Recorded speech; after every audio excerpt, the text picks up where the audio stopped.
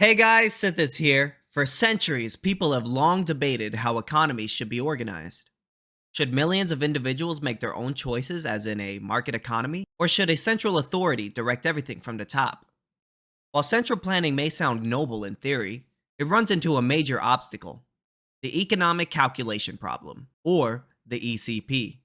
First described by Ludwig von Mises, the ECP explains why rational economic planning becomes impossible when one group owns and controls all resources. The reason?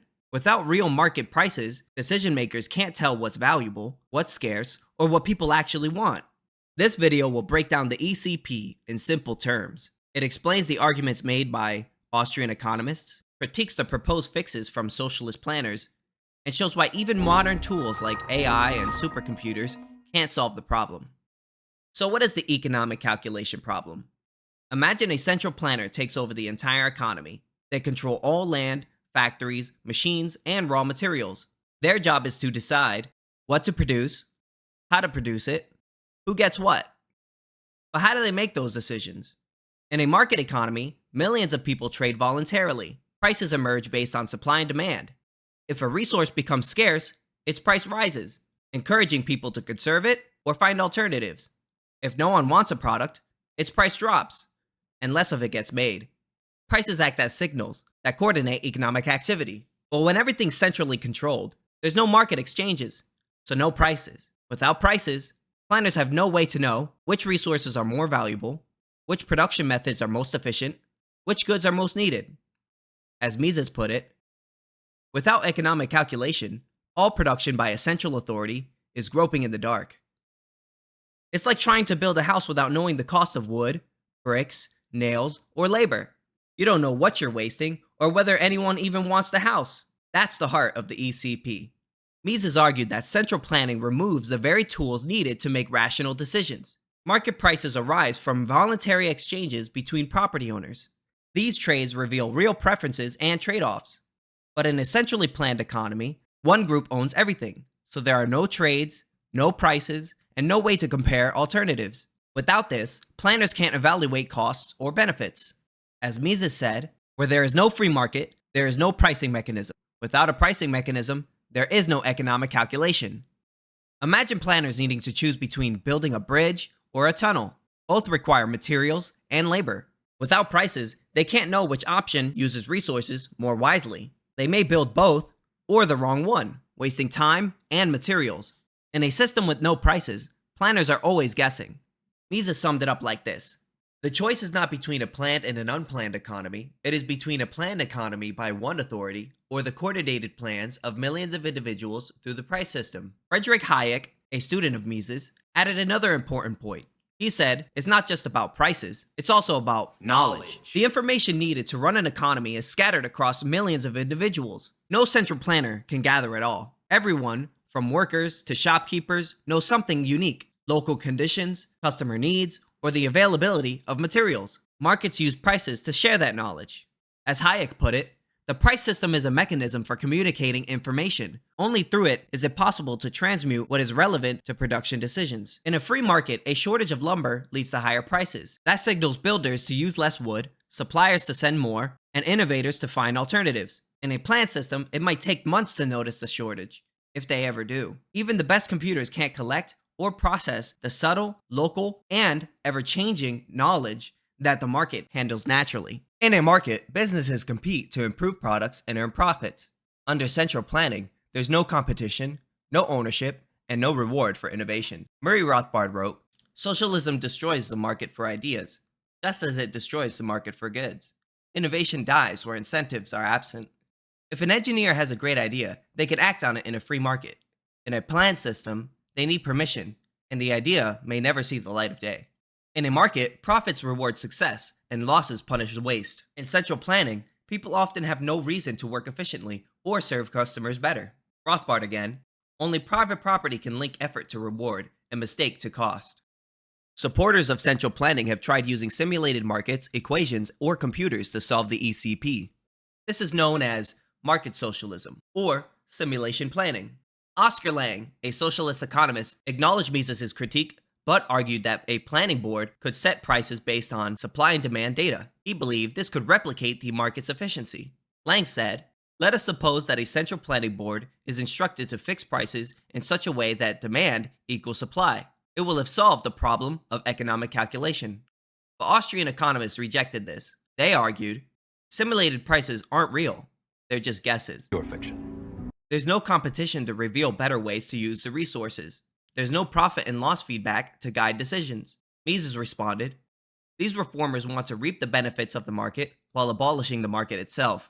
Even Lang's model still needs massive knowledge, rapid adjustments, and real incentives, none of which exist in a centrally planned economy.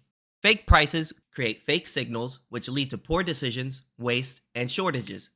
Some supporters of planned economies have suggested using surveys or polls to figure out what people want. The idea is simple. If you can't rely on market prices, maybe you could just ask people what goods they need and in what quantities. Then planners can use that information to decide how much to produce and how to distribute resources.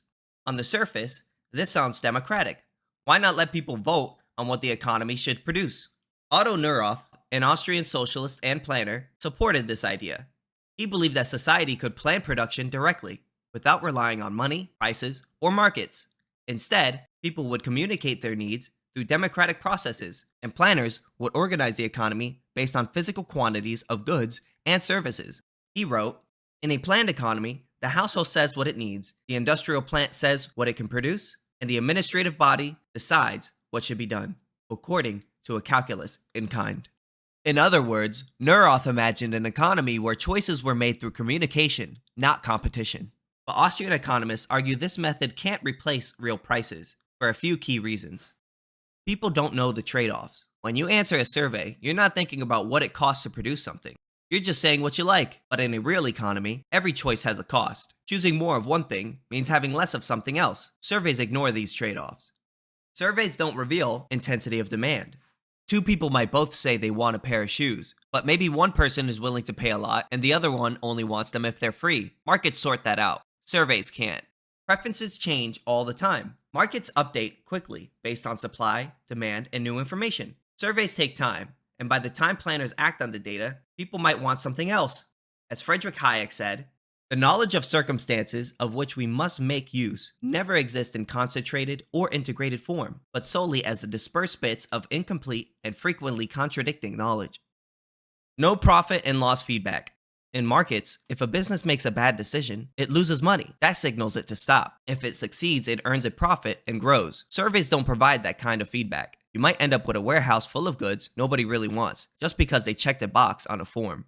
Even if we assume people could accurately report what they want in a survey, there's still a huge problem. How do you actually collect and process that information?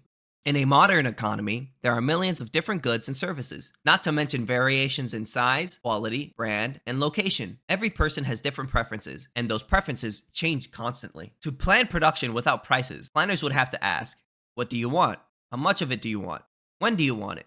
Where should it be delivered? What are you willing to give up to get it?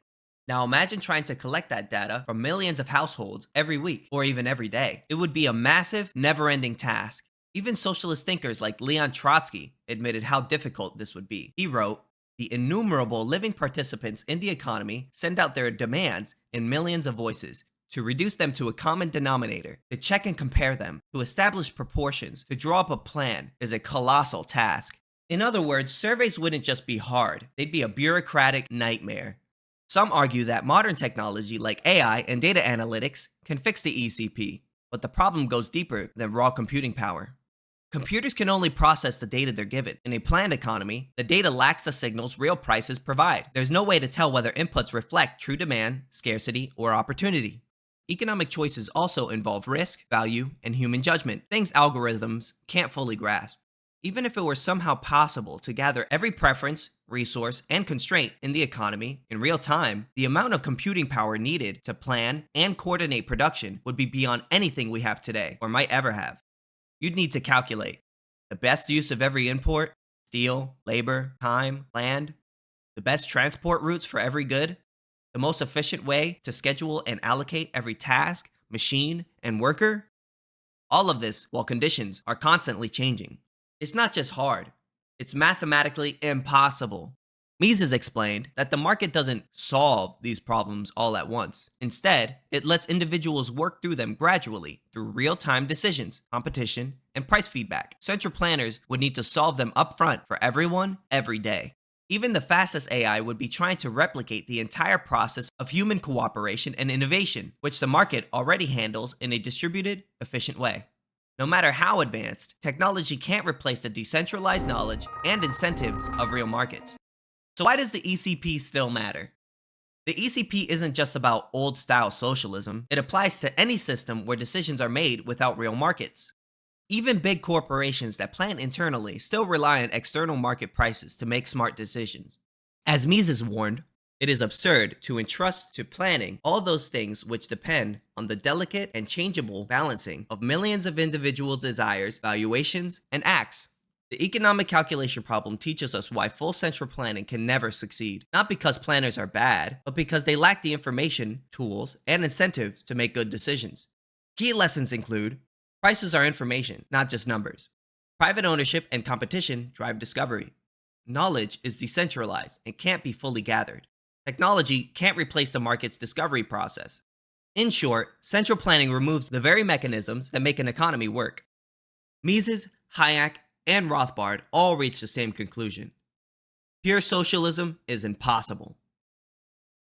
Alright guys, thank you guys so much for watching my video on the economic calculation problem. I've been doing a lot of research over the last few months, and I've really wanted to make a video purely focused on the economic calculation problem. Also, some of the critiques that I keep hearing people make against it. If you guys made it to the end of the video and you guys really liked the video, be sure to drop a like, be sure to subscribe. I really appreciate you guys making it to the end of this video. And without further ado, I hope you guys have a good night, and I'll see you guys all next time.